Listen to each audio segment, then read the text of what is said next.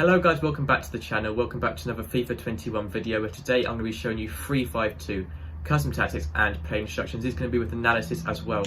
So I need to say that I am now doing one video a day on my channel. I'm going to try it out for a bit. I currently do 2 videos a day, but it is a lot. If I do 1 video a day, it means I can go into more detail on each formation, put a lot more effort and sort of just get better quality content with doing 1 video a day. So that's what I'm going to try and do now. So the videos are going to be a bit longer, especially the tactics ones, but I will actually be analysing and also showing gameplay in the future as well. So not in this video there'll be gameplay, but in the future I will be showing gameplay on each custom tactics of the formation and also showing analysis on it. But I will be showing analysis in this video as well. So for the tactics for the 3-5-2.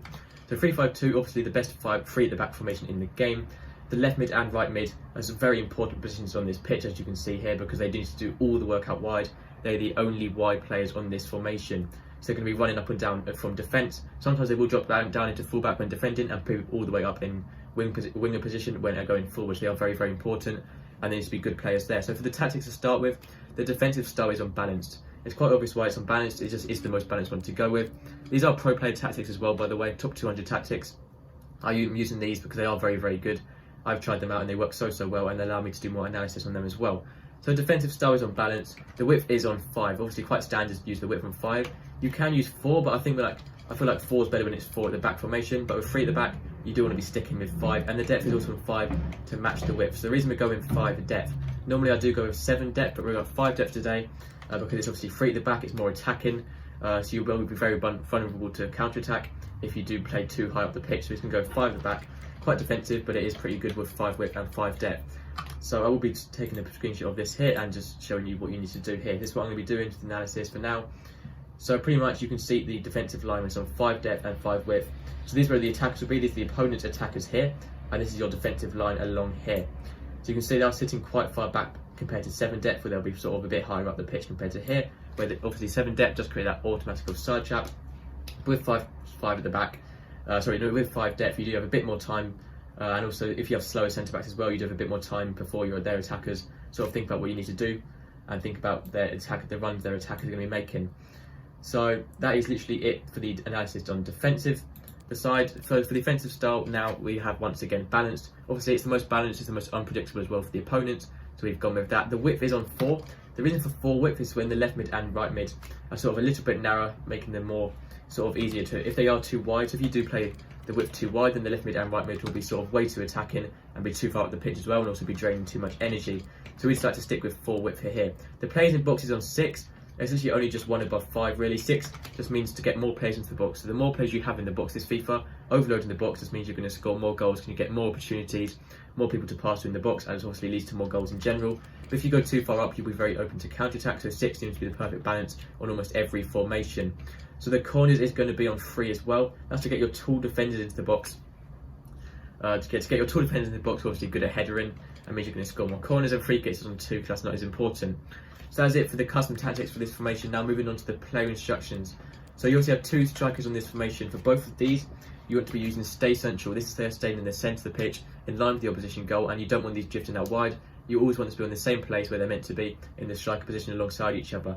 You want getting behind on both of your strikers as well. This just means they're going to be making forward runs behind the opposition defenders, meaning it's going to be much easier to get through balls to them and also long balls as well.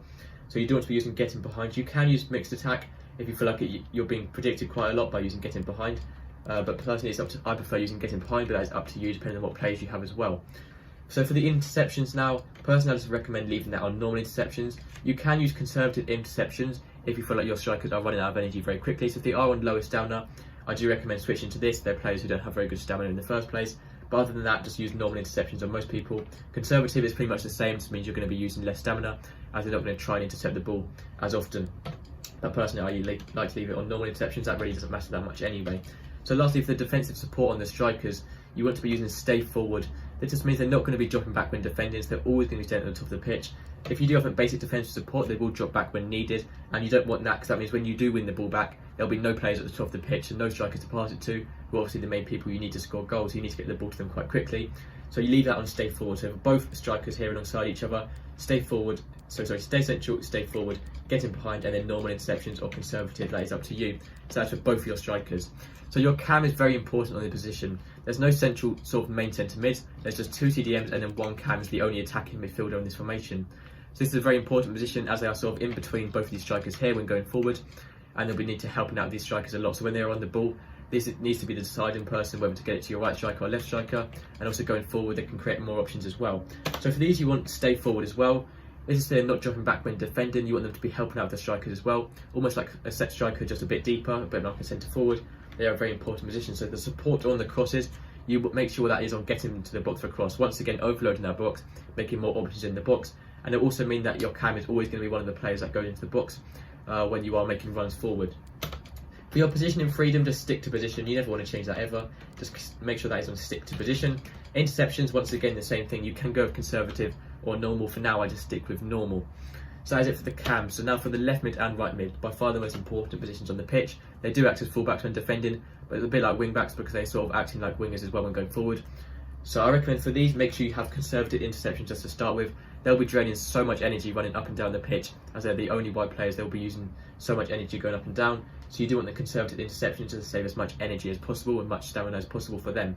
So for the rest of the stuff, for the defensive support, make sure that is on basic defensive support. If you do use stay forward, then they won't drop back when defending, and that three at the back can be very vulnerable out wide on the wide areas when they are using their wingers to attack. So you want basic defensive support there. For the chance creation, just use cut inside or balance width. Personally, I prefer to use balance width because you can cut inside manually if you want to, but that is up to you. For the support runs, I recommend leaving that on balance support. Getting them behind will make them a bit too attacking, and you can't really do as much with them on the ball. So leave that on balance support. Support on crosses, just leave that onto default as well. You can use get into the box for cross. With your wide plays, I think it's actually better to use balanced crossing runs. For your two CDMs, for these it gets a bit simpler from now on. They pass all the complicated tactics. For both your CDMs, you want to use cut passing lanes, stop the opposition making through balls through to their strikers as easy. Stay back while attacking, so staying back in the defensive position of the CDM and not pushing up when going forward, which really helps out with the three at the back as well. And then for your defensive position, make sure you have cover centre on, so they're staying back in, always staying in the middle of the pitch and not drifting out wide. That's very important as well. Interception, just leave that on normal as well. For your free centre backs, so for these, obviously free centre backs, I recommend leaving every single one of them completely default. You don't want to change any of them here. If you change any of them, it will really mess up the formation. Just leave those default. And then lastly, for your goalkeeper, use comes crosses so your keeper's coming off his line a bit more to defend corners and crosses. And also make sure you have a sweeper keeper on, so he's being a bit more aggressive outside his box to challenge loose balls and stuff like that. So now we're going to do a bit more analysis on just what you can do with here. So this formation, the 3-5-2, best three at the back formation in the game by far, but it is very, very good for triangles. So I want to show you very quickly what you can do when you distribute from your goalkeeper. So say you're starting with your goalkeeper, you can get the ball to your centre backs, but obviously you don't want to keep the ball in your centre backs, that's very risky. But when you can get it into sort of this back line here, sort of the second line of defence, so you have the two CDMs can pass it along there, and then straight to out wide. So when you're holding the ball with these, waiting for the left mid and right mid to make a good option, going out wide, pass the ball to these left mid and right mid, and then with these you can make forward runs up the pitch, and then either cross the ball in towards your strikers like so, or with your CDMs, instead of passing it out wide if there's no options out there, pass it straight to that carry who's going to be holding together the main attack, so he'll be on the ball now, and then you have the option whether to pass it out wide from him, or whether to pass it out wide, pass it straight to your left striker or your right striker, depending on who's making the good run, or just hold on to the ball for a bit, wait for a few more chances, even play triangles with your CDMs here.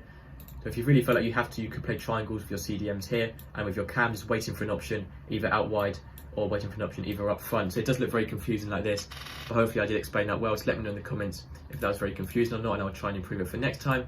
But that's literally everything for this video, so I hope you enjoyed this new style of video. I will also be showing gameplay at some point in the future as well. But thank you for watching. It really means a lot if you could subscribe, and I'll see you next time. Goodbye.